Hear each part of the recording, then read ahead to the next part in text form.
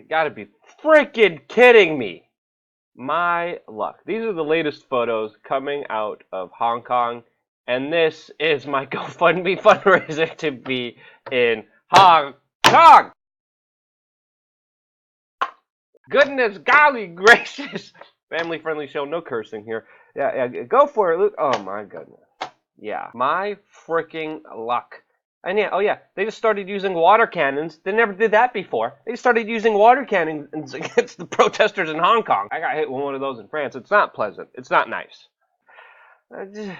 And when you see the situation unfolding in Hong Kong right now, it is clear that it is definitely escalating, and sadly looks like to be deteriorating. Oh my, what it? Oh, look at this dude! Holy cow!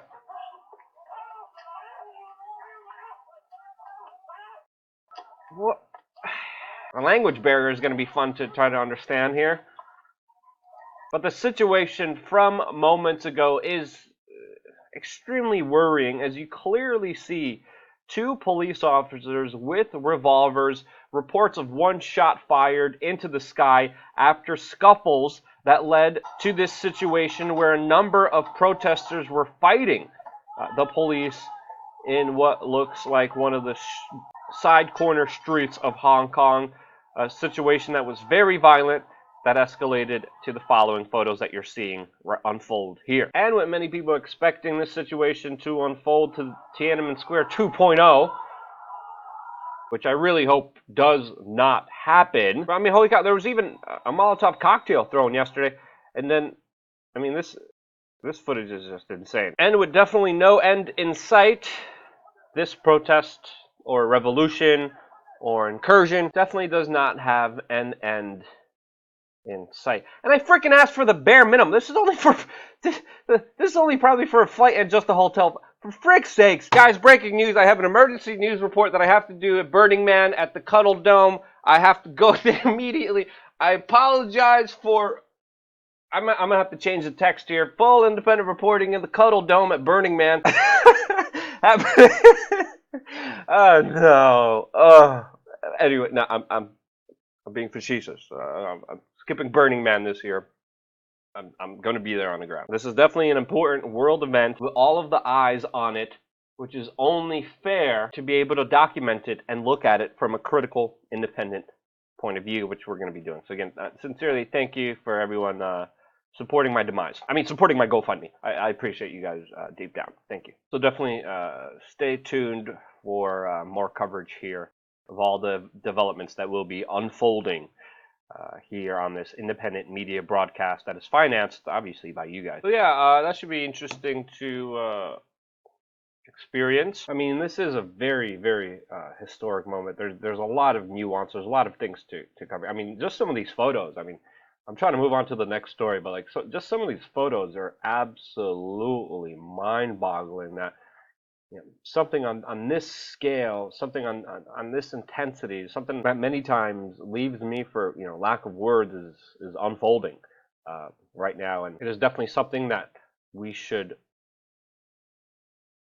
fully understand what's happening and also learn from. But yeah, moving forward in the next inevitable human conflict news, we of course have the latest information surrounding Iran, with their own foreign minister being sent in an emergency mission to the G7 summit in order to talk to some of the world leaders about the current disastrous situation in the Middle East regarding no one other than Iran. Now, whenever there's diplomacy, whenever people sit down and talk, just like the Iranian foreign minister will be talking with some of the other world leaders or puppets at this very symbolic world stage meeting, since of course Iran most likely will be a very big topic of conversation that has separated Western countries on their stance on it, specifically Europe trying to find a resolution, while the United States and some other of its hardcore allies are more comfortable with a military confrontation, which already is happening through, of course, small proxy wars within the Middle East, specifically talking about Syria and Yemen. But the situation is also deteriorating, as we are finding out from the latest alleged comments from Israel, that they somehow thwarted an imminent attack by Iranian drones, while other reports document a failed overnight drone attack by Israel against Hezbollah in South Beirut, with reports of an Israeli drone being shot down and falling from the sky, crashing, and another exploding just moments ago. Now, of course, just like any potential conflict or incident, each government has completely different sides of the story of what happened here. Some reports saying the drones were shot down, other reports denying that. This, of course, being a separate incident to the one that happened in Syria, separate from the one that we were just talking about near Lebanon. But the reports were clear that Israel was launching attacks inside of Beirut and inside of Syria. Now, the official justification for the Syrian attack is that there was some kind of very imminent Iranian drone strike. And again, I question that, like everyone should question that, because who is Iran going to drone strike? Iran in Syria, which the attack happened in, has mainly been fighting against radical Wahhabist Sunni rebel groups linked to either Al-Qaeda, ISIS, or other nefarious groups in the region.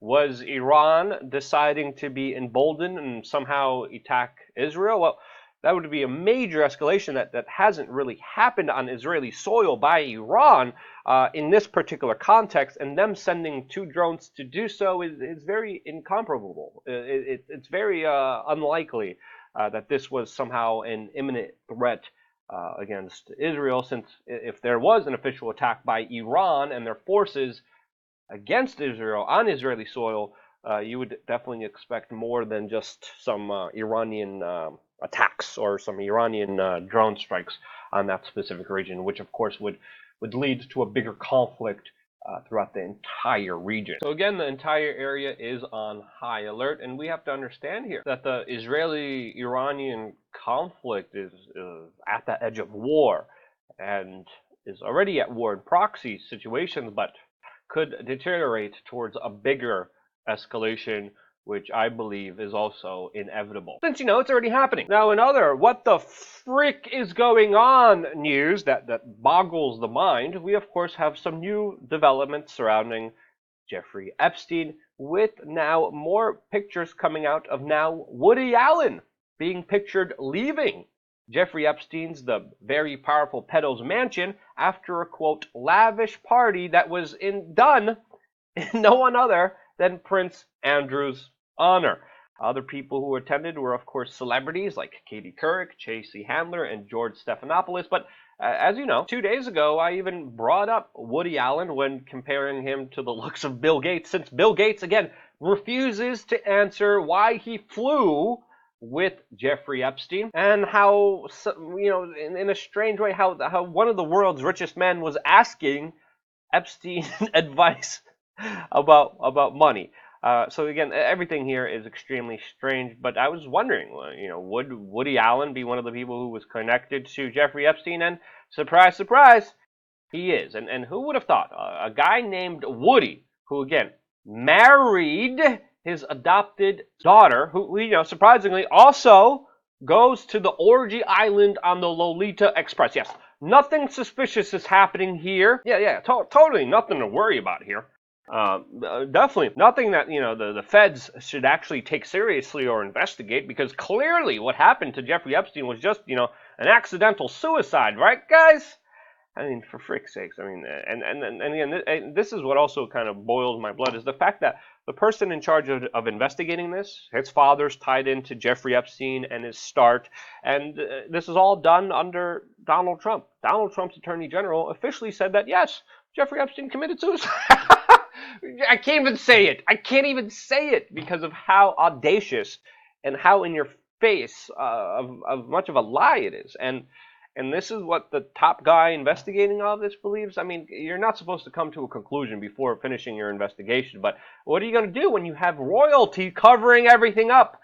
And again, we covered yesterday how Prince Andrew finally released a statement where he supposedly clarified his relationship with Jeffrey Epstein, which some have, in my opinion, correctly called an insult to everyone's intelligence and staggeringly arrogant. And yeah, I mean, what do you expect? With so many of the photos and videos, it's just the most shocking ones that you will see. Since again, a lot of the secrets went away with Jeffrey Epstein. We still don't know the full extent, the full deprived actions of the elites, and who's really interconnected with this guy. We're still finding out every single day.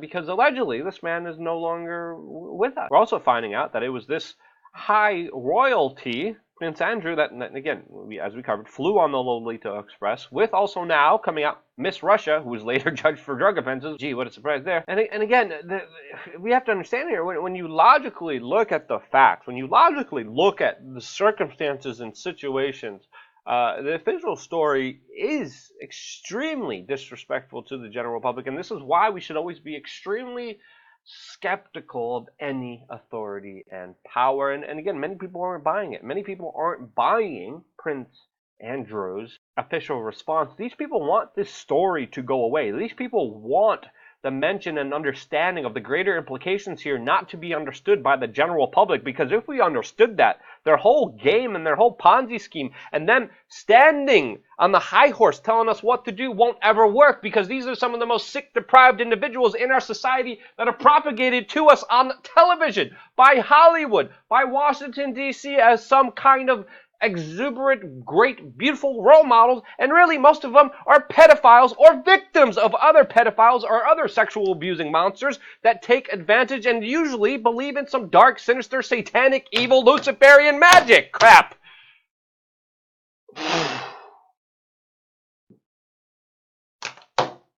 On that note, thank you guys for watching. Stay tuned for more.